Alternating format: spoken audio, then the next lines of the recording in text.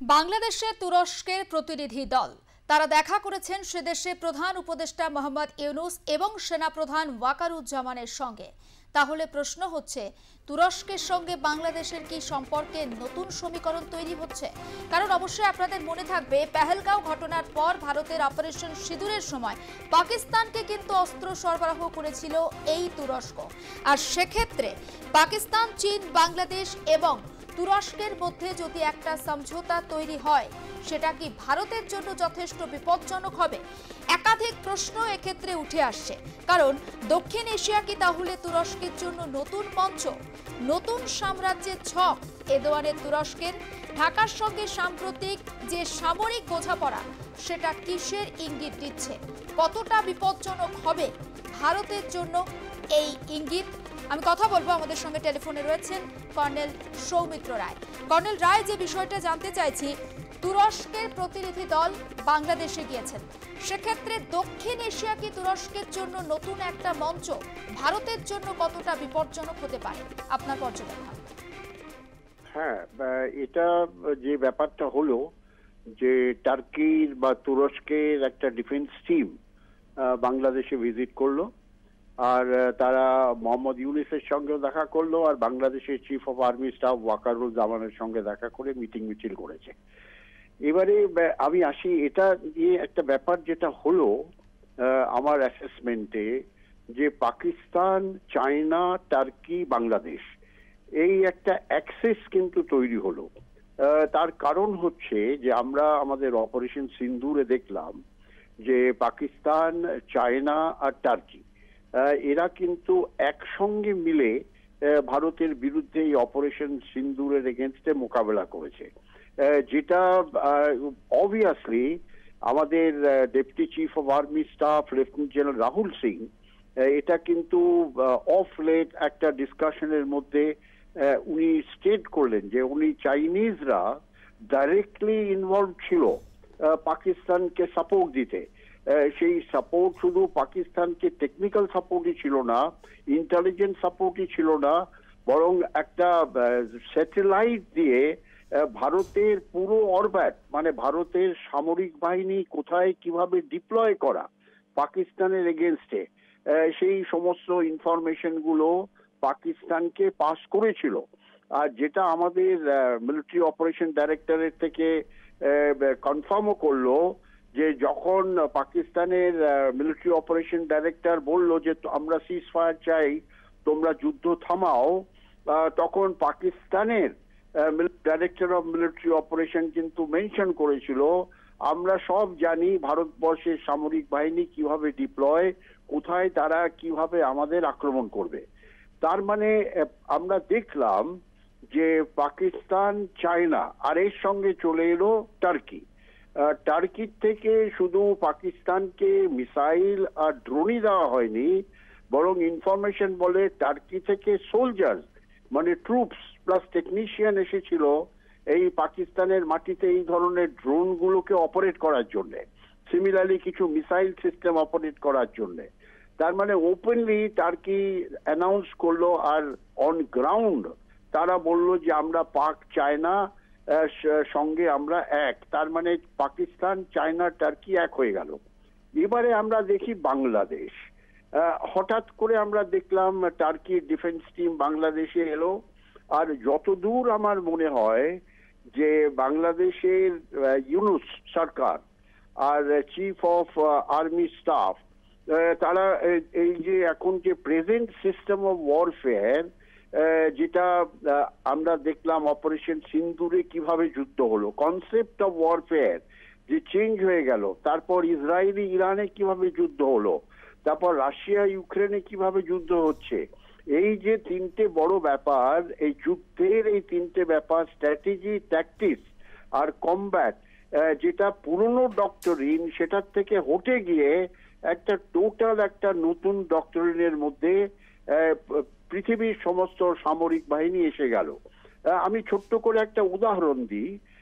যেমন আগে আমাদের কনসেপ্ট ছিল প্রথমে ব্যাটালিয়ন থাকবে, তার পেছনে ব্রিগেড থাকবে, ব্রিগেডের পেছনে ডিভিশন থাকবে, ডিভিশনের পেছনে কোর থাকবে, কোর পেছনে কমান্ড থাকবে, এইভাবে যুদ্ধ হবে আরেকটা দেশের সঙ্গে। এই যে পুরনো ডক্টরিন, এই ডক্টরিনটা কিন্তু টোটাল চেঞ্জ হয়ে গেল। আমরা কি দেখলাম?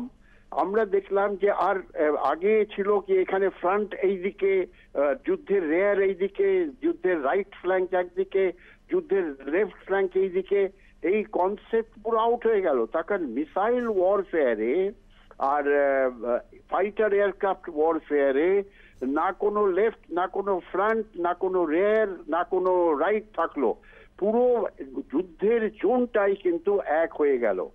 এই যে একটা অদ্ভুত একটা চেঞ্জ ইন প্রেজেন্ট যে যুদ্ধের ওয়ারফেয়ারে, এইটার উপরে বেস করে আমার যতদূর মনে হয় বাংলাদেশে একটা বোধহয় একটা উচ্ছ্বাস, একটা আনন্দ চলছে।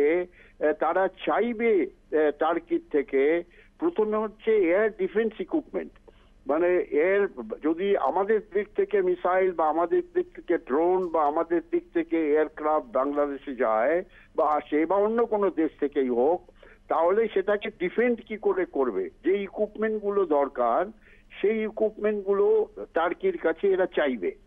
আর তারপর একটা অফেন্সিভ নেওয়ার জন্য যে ইকুইপমেন্ট গুলো দরকার, যেমন ড্রোনস, মিসাইল সিস্টেম, তারপর আর্টিলারি সিস্টেম, এইগুলো কিন্তু বাংলাদেশ এই টার্কির থেকে চাইবে।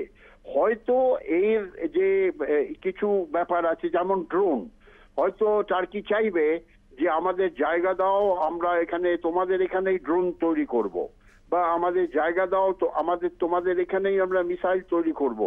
তা এই যে একটা টার্কির দিক থেকে যে একটা মুভমেন্ট, তার কারণ টার্কি চাইছে বিশ্বের যত ইসলামিক স্টেট আছে সেই ইসলামিক স্টেট গুলোকে টার্কির নিচে গিয়ে তারা যেন আগে সে পুরানো আমলের যে টার্কির ইতিহাস ছিল যে ইসলামিক দেশগুলোকে তারাই কন্ট্রোল করবে, সেই ধরনের একটা মুভমেন্ট টার্কি করছে।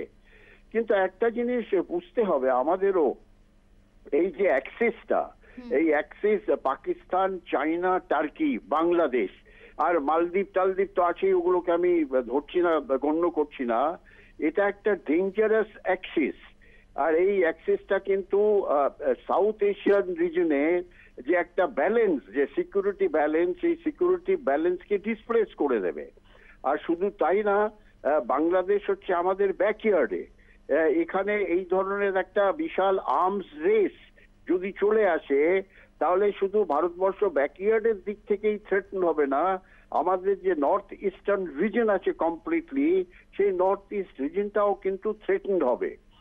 সেখানে আমাদের কি দরকার, আমি একটু ওপেন করে দিচ্ছি, সময় আছে তো? হ্যাঁ, নিশ্চয়ই। আচ্ছা, আমাদের দরকার হচ্ছে, আমরা যেটা দেখলাম বা এখন যা হবে, যদিও আমাদের deputy chief of army staff বললো আমরা 3.5 ফ্রন্ট যুদ্ধ করতে হবে ইন ফিউচার, আমি সেটাকে একটু অন্যভাবে দেখছি। আমি দেখছি যে আমাদের যুদ্ধটা হবে ওয়ান ফ্রন্ট রিইনফোর্সড ওয়ার, মানে পুরো ইন্ডিয়ার ভেতরে যদি যুদ্ধটা হয়, পাকিস্তান, চায়না বা টার্কি যে কোনো দেশের সঙ্গে একটা ওয়ান ফ্রন্ট রিইনফোর্সড ওয়ার হবে পুরো দেশের মধ্যে, আর পুরো নেশন উইল বি ইনভলভ, যেটাকে আমরা ওয়ার জোন বলবো। আর আলাদা আলাদা জায়গায় যেখানে কমব্যাট হবে সেগুলোকে কমব্যাট থিয়েটার কমান্ড বা কমব্যাট জোন আমরা বলবো। কিন্তু মেন ইস্যু যেটা হবে ইন ফিউচার, আর আমরা তার জন্য একেবারে প্রস্তুত, সেটা হচ্ছে cyber warfare, electromagnetic warfare, space warfare আর ইনফরমেশন ওয়ারফেয়ার। তার মানে যেটা নন কাইনেটিক আমি বলবো, 1-to-1 ইনভলভ না হয়ে cyber warfare, electromagnetic warfare, space warfare. Cyber warfare is a very interesting thing, যেটা ইন ফিউচার হবে। সেখানে আমরা হয়তো দেখলাম যে কমপ্লিট আমাদের যে system, computer system, railway system, communication system, air system, banking system কে সাইবার অ্যাটাক করে সেটাকে জ্যাম করে দিল। সিমিলারলি ইলেকট্রোম্যাগনেটিক সিস্টেম, এই যত ওয়ার ইকুইপমেন্ট এখন হচ্ছে, এই ওয়ার ইকুইপমেন্ট গুলো ইলেকট্রোম্যাগনেটিক স্পেকট্রামের উপরে বেস করে চলে। আর even aircraft, fighter, bomber, latest যে এয়ারক্রাফট গুলো, সেগুলো ইলেকট্রোম্যাগনেটিক সিস্টেমে চলে। ইভেন আমেরিকার কাছে সিস্টেম আছে যে যে B-54 যে স্টেলথ বম্বার গুলো পৃথিবীর যে কোনো জায়গায় যদি অপারেট করে, আমেরিকায় বসে সেইগুলো লক করা যায়, সেগুলোকে অকেজো করে দেওয়া যায়। এই যে, আর তারপর হচ্ছে স্পেস, যেটাকে আমি বলি মিসাইল সিস্টেম, যে এই যে ব্যাপারটা, সঙ্গে সঙ্গে ইনফরমেশন ওয়ারফেয়ার, এই যে ব্যাপারটা, এটা পুরো যুদ্ধের যে ডক্টরিন, এই ডক্টরিনটাকে চেঞ্জ করে দেবে। এখন বাংলাদেশ বুঝতে পারছে না যে টার্কির সঙ্গে বা চায়নার সঙ্গে তারা মিলে ঝুলে যদি ভারতবর্ষের বিরুদ্ধে কিছু করতে চায়, এটা সুইসাইডাল হবে ফর বাংলাদেশ। তার কারণ হচ্ছে Bangladesh is a very small country. বাংলাদেশের এন্টায়ার স্পেস কিন্তু আমরা এখনই ডমিনেট করছি। আর একটা সময় আসবে যখন বাংলাদেশের স্পেস শুধু ডমিনেট আমরা করব না, সাইবার ইলেকট্রোম্যাগনেটিক স্পেস দিয়ে আমরা বাংলাদেশকে অকেজো করে দেবো। আমাদের যুদ্ধ করতেই হবে না, বাংলাদেশ ফিনিশ হয়ে যাবে। সেটা বাংলাদেশ বুঝতে পারছে না। এই জন্য বাংলাদেশকে অ্যাডভাইস, তারা এই আনন্দ উচ্ছ্বাস না করে, কি টার্কি তাদের এসে গেছে, ভারতবর্ষ ভয়ে কাঁপছে ইত্যাদি না করে, তারা এই সমস্ত ছেড়ে দিয়ে ভারতবর্ষের সঙ্গে বন্ধুত্বপূর্ণ একটা সম্পর্ক সৃষ্টি করে ডেভেলপমেন্টাল অ্যাক্টিভিটিস করুক। এই যুদ্ধের যে দামামা তারা বাজাবার চেষ্টা করছে, এটা বাংলাদেশের পক্ষে সুইসাইডাল। বেশ, অনেক ধন্যবাদ। আমরা কথা বলছিলাম, প্রাক্তন সেনাকর্তা কর্নেল সৌমিত্র রায় ছিলেন আমাদের সঙ্গে এবং গোটা বিষয়টা আমাদের সামনে খুব সুন্দরভাবে বুঝিয়ে দিলেন। এবং তুরস্কের প্রতিনিধি দল তারা বাংলাদেশে গিয়ে সেখানকার প্রধান উপদেষ্টা মোহাম্মদ ইউনূস সেনা প্রধানের সঙ্গে সাক্ষাৎ করেন। আর সেই সাক্ষাতের ফলে বেশ কিছু প্রশ্ন উঠে আসছে। দক্ষিণ এশিয়া কি তুরস্কের নতুন মঞ্চ? নতুন সাম্রাজ্যের ছক কি এরদোয়ানের তুরস্কের? ঢাকার সঙ্গে সাম্প্রতিক যে সামরিক বোঝাপড়া, সেটা কিসের ইঙ্গিত?